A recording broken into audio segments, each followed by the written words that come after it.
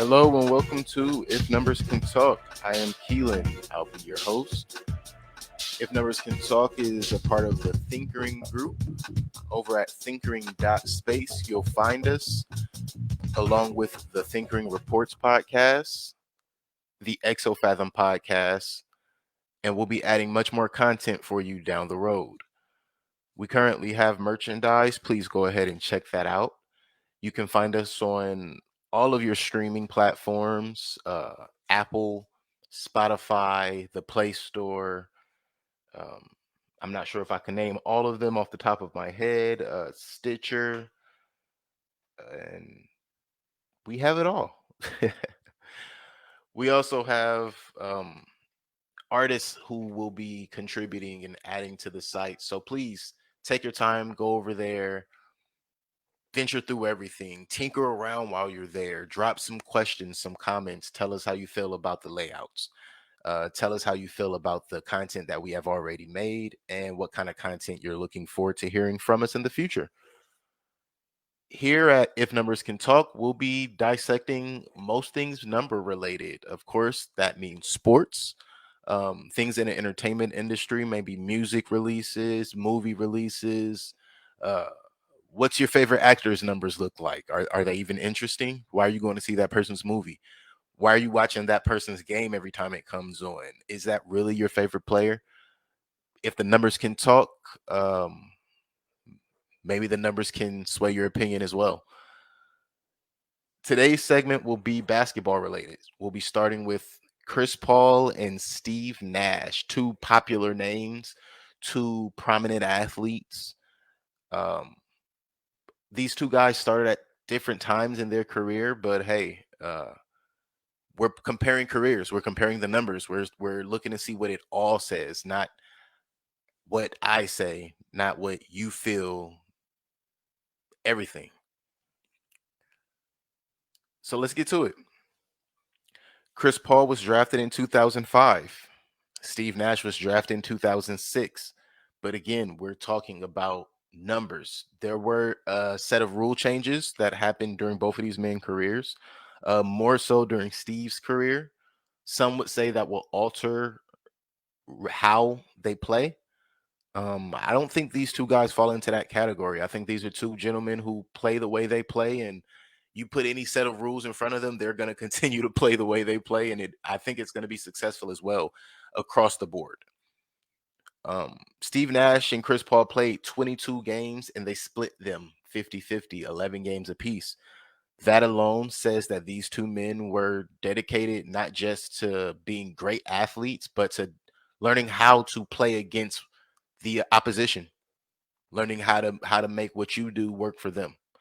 Um, a lot of people call that counterattacking, but it's just game planning. It's just game planning. Any person who's played sports at certain levels, I'm not gonna say at any level, because at some levels you don't even run plays, right? But at certain levels, game planning becomes more important than talent. I think the NBA is a prime example of that. To the nitty gritty, neither of these guys have championships. So the discussion that always comes up is who's the greater player? Well, who has rings? Neither of these guys have rings. One's still in the league. Maybe he has a chance, but neither of these guys have rings. So please don't flood my comment section. Will this guy doesn't have ring? Neither of them have rings. So the next thing we would have to check off is MVPs. Let's discuss that. A lot of people say Chris Paul deserved an MVP that went to one Kobe Bean Bryant. The 2007 2008 MVP, I believe. Yes, that is Kobe's only MVP to my knowledge. Hey, listen, Chris had 22, 11, and 2 that year. That 2 was not rebounds. That 2 was steals. That 11 was not rebounds. That 11 was assists. Um, Chris Paul averages 4 rebounds on his career. I want to say he's always had an average of 3 rebounds. That season, I believe it was about 2.8. So you have a point guard, 6 foot, Kid's about 215, 22 points, 11 assists, and 2 steals his third year in the league. Now, of course, that's going to go to Kobe Bryant. I don't care. The arguments are going to come in. Hey, well, Chris got his team to so and so in the West, and they were competing with the Lakers, and the Lakers were only a game in front. And hey, notoriety comes into that. Let's not act like it doesn't. If notoriety didn't come into MVP discussions, then we wouldn't ask the media to vote on that, right? It would only be player and coaches voting. And that's not how the MVP is chosen. Now, let's get to the Steve Nash, Chris Paul MVP battle. Okay. Steve Nash won his first MVP before Chris Paul was in the NBA, 2004, 2005. He won that MVP with 15, 11, and 3. That 3 was not steals. That 3 was rebounding. 15, 11, and 3 at 6'3", probably a $190 soaking wet. Listen, the numbers say Steve Nash has always been 200 plus. The eye test says Steve Nash has never hit 200 plus. I could be wrong, but again, we're going by the numbers, so my opinion doesn't matter. The numbers say he's always been in that bracket, right? 15, 11, and 3 got him the MVP in 2004, 2005. I'm not sure if any of you guys that are watching this saw that, but I did. It was a great year. I'm not sure if it was an MVP year, but I'm Kobe biased on a lot of things, and I'll repeat that multiple times so you can hold it against me as much as you want. I won't run from it. I am. However, the following season, 2005, 2006, Chris Paul's rookie season, Steve Nash won again. What's your argument? Here's my argument. Rookie of the year that year was Chris Paul, 2005, 2006, rookie of the year, 16 points, 7.8 rebounds. 7.8 assists, 5.1 rebounds, 2.2 steals. This is a rookie. 16.1 points, 7.8 assists, 5.1 rebounds, 2.2 steals. This is your rookie of the year, 2005, 2006. Just the year before, our MVP, Steve Nash, averaged 15, 11, and 3 rebounds.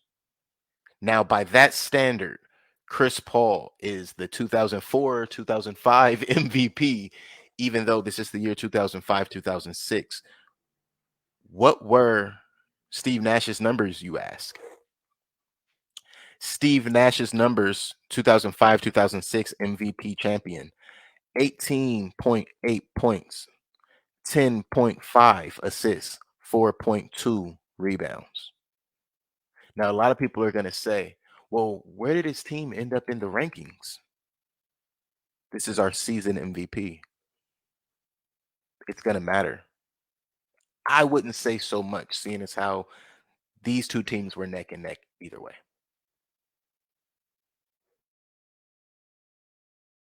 Happened at the end. We know who met who where. We know who won what. Maybe your rookie of the year can't win MVP. Maybe we should change that rule.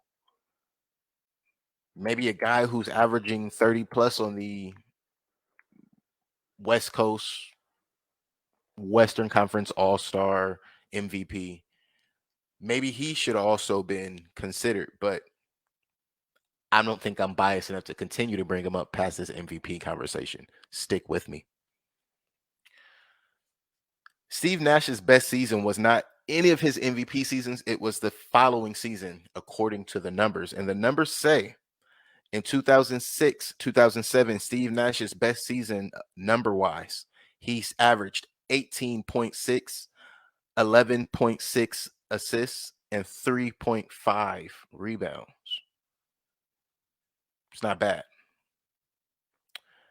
In 2008, 2009, Chris Paul had his best season. His best season was 22.8 points, 11 assists, 5.5 rebounds, and 2.8 steals.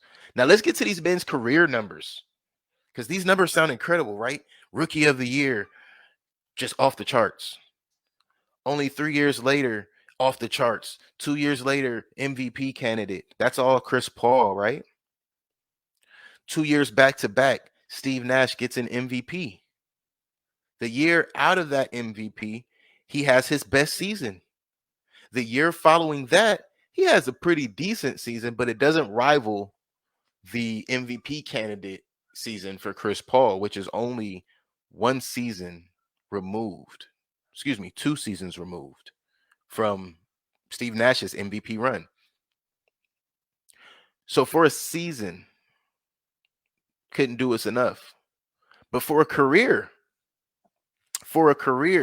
that can get us close to finding out what the numbers say, right? For a career, Chris Paul averaged 22 points, 9 assists, 4 rebounds, and 2 steals in every single game he played. That is Chris Paul's numbers from 2005 to the current year of 2020. Chris Paul averaged 22, 9, 4, and 2. Steve Nash, from the years of 1996 to 2014, he averaged 13 points, 9 assists, and 2 rebounds with only a .4 steal average, which does not equate to 1 steal per game. Not really worth mentioning when we're talking about numbers, right? So from 96 to 2014, Steve Nash averaged 13, 9, and 2. Now,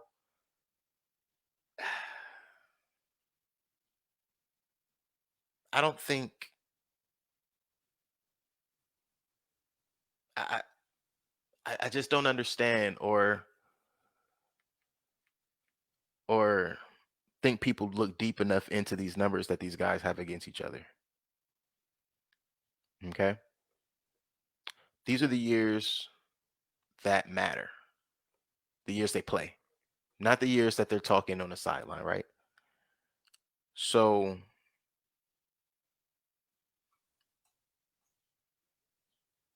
let's break down some things. I apologize. The numbers I just recited were their numbers against each other.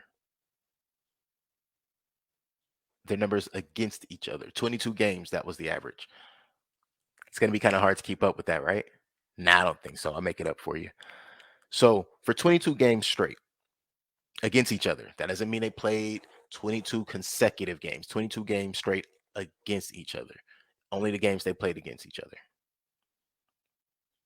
Chris Paul averaged 22, 9, 4, and 2. Steve Nash averaged 13, 9, and 2. For a career, now we're getting to the career numbers, right? Pat me on the back. Pat me on the back. I caught myself. For our career, we have 18 points, 4 rebounds, and 9 assists for Chris Paul. For a career, we have 18 points, 4 rebounds, and 9 assists for Chris Paul. For Steve Nash, for a career, we have 14 points, 8 assists, and 3 rebounds. For Steve Nash's career, 8 assists and 3 rebounds. These guys' numbers aren't that far off, you guys. Now, their head-to-head battle is pretty different. But if we're talking about overall who these guys are, how great they were both great players, right? They both were there for their teams. They both made the guys around them better. 9 assists, 8 assists per game for every game they played their entire careers, each of these guys. So Chris Paul's best shooting percentage was 2008, 2009. He shot 50% overall from the field. 50% overall from the field. His best overall 3-point percentage, however, was 2016, 2017, where he shot a crazy 41% from the field. 41% from beyond the arc is nuts. That's nuts. But it's not the craziest I've seen. Steve Nash in 2011, 2012 had his best field goal percentage, 53.2. For a point guard, that's incredible. So both of these men are highly efficient scorers, right? Now for 3-point percentage, Steve Nash's best 3-point percentage year was 2007, 2008. Okay. 47% from beyond the arc. Come on, man. 47% from beyond the arc. And if you ever seen Steve Nash play, you know this guy was not baby shooting. He was launching them things before the what we call now the Curry era. Long before that, he was shooting. He was letting them fly. He was letting them go. They were setting up plays for him to let him go. He was the only guy running the 7 seconds. And of course, he wasn't shooting as much as the guys now, but he was shooting. So in any season, to shoot 47% from beyond the arc. Man. Now, before I get to more numbers, I could not, of course, tell you how many ankles each of these guys broke per year. I wish I could. That would have been amazing. But it's kind of hard to count that. And there's no statistician that keeps that number already. But if you've ever, no, not if you've never seen any of these guys play, allow me to tell you first. You don't want to stand flat footed. You don't want to stand on your ball or your toes. You don't want to think you can anticipate which way either of these guys are going. And if you guess right, you're catching a whole lot of body and they're shifting on you faster than you can imagine. So not only are they getting incredible field goal percentages, both of these men were at the free throw line much more than you could think. So after we discuss that, let's go to who had the highest assist year. The highest assist year. Well, in 2007, 2008, Chris Paul had his highest assist year, 11.6 assists. 11.6 assists. 11.6 assists per game for Chris Paul. 2007, 2008, Chris Paul had 11.6 assists per game. Steve Nash in 2006, 2007 also had 11.6 assists per game. 11.6 assists per game. 11.6 assists per game. 2006, 2007, Steve Nash. In 2007, 2008, Chris Paul. Both had 11.6 assists per. These are some crazy. This is insane. These are some incredible point guards. Listen, if you're out there and you want to teach someone how to pass the ball, I think these are two men you could tell your kids to go watch. Male, female, it doesn't matter. Ball players learn from ball players. Tell your kids to go watch these men. There's plenty more guards out there. There's a lot more people we're going to be breaking down over time, but start here. And just in case you don't know, Chris Paul looked up to Steve Nash. Chris Paul looked up to Steve Nash. Chris Paul said out of his own mouth, Steve Nash was the barometer. He was the margin for what a point guard was, which means if he couldn't compete with Steve Nash, he didn't belong on that court. I say that to say this. Career turnover high. So both of these men have high level assists, right? So if you pass the ball a lot, you may turn the ball over a lot. The ball 2.4 times for every single game he has ever played, which means there is at least 2, maybe even 3 times in a game where he passes the ball and the other team walks away with it. Okay. For Steve Nash, his career turnovers is 2.9 turnovers. A little higher, but not much. So guaranteed 2, maybe 3, possibly more than 3 times a game, Steve Nash is passing the ball and the other team is going the other way with it. That doesn't mean that these guys are bad at passing, guys. That means that they pass the ball so often, they might just get lazy with it. It's called fatigue. However, I was very curious to know of these two gentlemen, when the fatigue kicks in, how bad does it get? So my last two stats before we decide what the numbers are telling us, my last two stats, I think they're going to be some of the most pivotal. Who had the highest or the most double-digit assist years? Who had the most double-digit assist years? So we know Steve Nash has a better 3-point high for 1 year. We know Steve Nash also won the overall field goal percentage high of his best year. However, Steve Nash also has the most turnover. He has the turnover high. So if we're even on assists, we need to know who averaged over the time they've played thus far. Who's averaged the most double assist year? Steve Nash wins that again, guys, but only by 1 year. Steve Nash had 7 double-digit assist years. Chris Paul to date has only had 6 double-digit assist years. And for all of my Chris Paul fans out there and all of my general basketball fans, I just want to let you know, if you go look at the numbers, his numbers are kind of declining assist-wise, but not exactly. I think that has more to do with who he's playing with, not the fact that his passing ability is declining. So Steve Nash does win the double-digit assist year. Who has the most? However, it's not impossible for Chris Paul to catch up if he gets a couple of guys who can score at a high rate. But the most important when it comes to fatigue, when it comes to high impact, high level guards, the most important thing is durability. Who has played the most full seasons? Both of these guys got banged up a lot. Both of these guys have missed plenty of games over their career. There was no point in counting who's missed how many games. Both of these guys have missed the equivalent of multiple seasons when it comes to the numbers when you add them up. So let's look at who's played the most full seasons and who's played the most 80 plus seasons. I wasn't looking for anything under 80. If you played 78 games, you missed at least 5 or 4, That's not a big drop off, sometimes you can miss a few games just because of a road trip or family emergency, maybe your child sick or something like that, but it will affect your numbers. So that's what I'm looking at.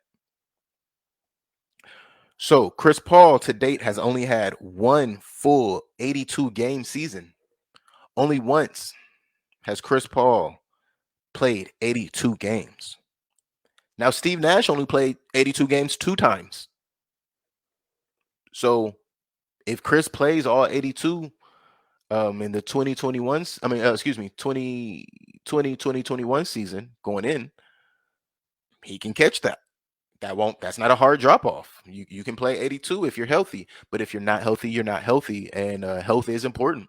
Nobody's begging these guys to kill themselves, but if you could play all 82, as a fan, I'd love to see all 82, right?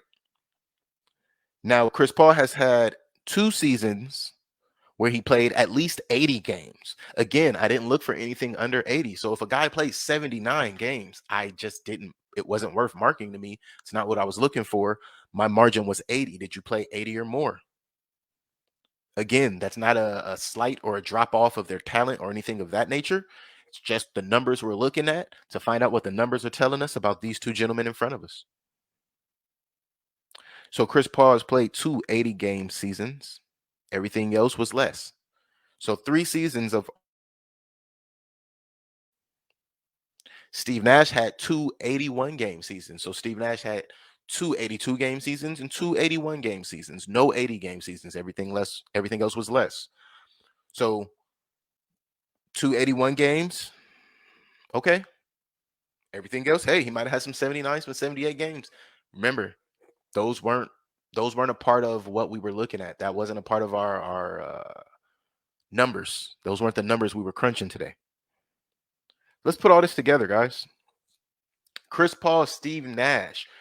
Steve Nash, 2-time MVP. Chris Paul, Rookie of the Year, same year as Steve Nash's second MVP. Best season numbers: 22.8, 11, 5.5, 2.8 for Chris Paul. That's 2008, 2009.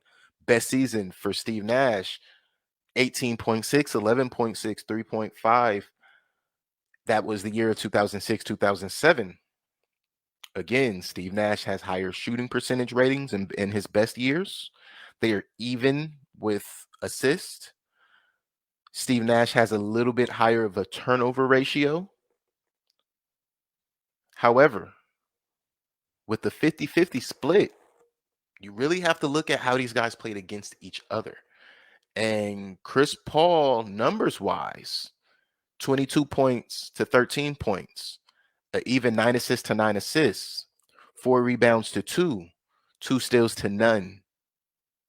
If I were to put these two gentlemen in a one-on-one battle, I would have to say a game to 7, all ones, no twos. This game's going to come down to the last bucket. If you give it 2, Steve Nash might win. If it's 1-1, I think it's who is able to endure the other person's physicality more. Steve is probably drive line faster than Chris Paul. Chris Paul is a little bigger, a little stronger with incredible side movement. The guy moves left to right in an incredible rate, along with that downhill speed. It's going to be 6-7. Whoever misses a layup loses. And based on this is a one-on-one street ball game, no refs, Chris going to be able to use that strength a little more to his advantage. So I could see Steve making a couple of the high contact buckets, going to the rack. Then he's going to try to pop out and take a couple of jumpers. Ratio is going to drop. Percentage is going to drop on ability to make those shots after you've been taking a couple of elbows and hip bumps. Chris is going to try his best to take advantage of that. He has a knack for shooting over 7-footers. So a 6'3" guy wouldn't be the hardest person to float a mid-ranger over top of. If we don't have referees, I'm giving this game to Chris Paul.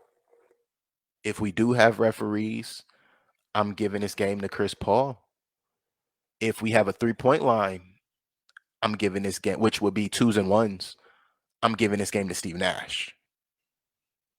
And if this were a full-out team game, both men in their prime, I'd pay a full paycheck to see it. So yeah, 2-1 of my scale. 3-point line, Steve Nash. No referee, Chris Paul. Referee, Chris Paul. 2-1. I got to take Chris Paul in this, guys. By all means, I'd love to hear some feedback. I love for your input. Thanks a lot for listening. I really appreciate it. Again, visit us over at thinkering.space. Tinker around. Visit our Spotify. Visit our Apple Music, our Google Play Store, our Stitcher. Shop our merchandise. Drop us some comments. Any questions you have, we are more than willing to hear and respond to them. Look forward to hearing from you guys. Thanks a lot. This is Keelan. I'm signing off.